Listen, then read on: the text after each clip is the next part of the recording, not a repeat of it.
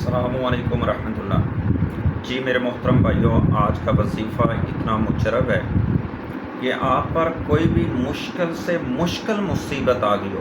کسی بھی بڑی سے بڑی مصیبت میں آپ پھنس چکے ہو تو اس کے لیے یہ وظیفہ کریں، انشاءاللہ وہ آپ کی مشکل جتنی بھی بڑی ہوگی اس سے آپ کو نجات مل جائے گی۔ آپ کے پاس رزق نہیں ہے، آپ کا کاروبار نہیں چلتا، آپ کسی موذی بیماری حتیٰ کہ کینسر جیسی بیماری کے اندر آپ مبتلا ہو چکے ہیں، ڈاکٹروں نے آپ کو جواب دے دیا ہے، کہتے ہیں کہ یہ جو آدمی ہے یہ چند دن کا مہمان ہے، وہ یہ وظیفہ کرے۔ جس گھر کے اندر لڑائی جھگڑے ہیں وہ یہ وظیفہ کرے۔ جس گھر کے اندر جادو جنات عصیب نظر بد کا مسئلہ ہے وہ یہ وظیفہ کرے۔ دنیا کی کوئی بھی آپ کا مسئلہ ہے، رشتے کا مسئلہ ہے،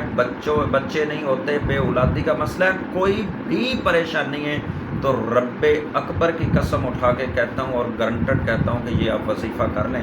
اور انشاءاللہ وہ آپ کی مشکل، یہ 41 دن وظیفہ کریں، 41 دن انشاءاللہ پورے نہیں ہوں گے تو آپ کی یہ مشکل پوری ہو جائے گی۔ کرنا کیا ہے کہ آپ نے اول آخر 11 مرتبہ درود ابراہیم پڑھنا ہے اور 1100 بار آپ نے سورہ فاتحہ کی یہ ایک آیات ایاک نعبد و ایاک نستعین، ایاک نعبد و ایاک نستعین، اس کو آپ نے 1100 بار پڑھنا ہے۔ اول آخر آپ نے درود ابراہیم 11 بار پڑھنا ہے۔ ایک بات کا خیال رکھنا ہے کہ وقت مقرر ہو آپ کا،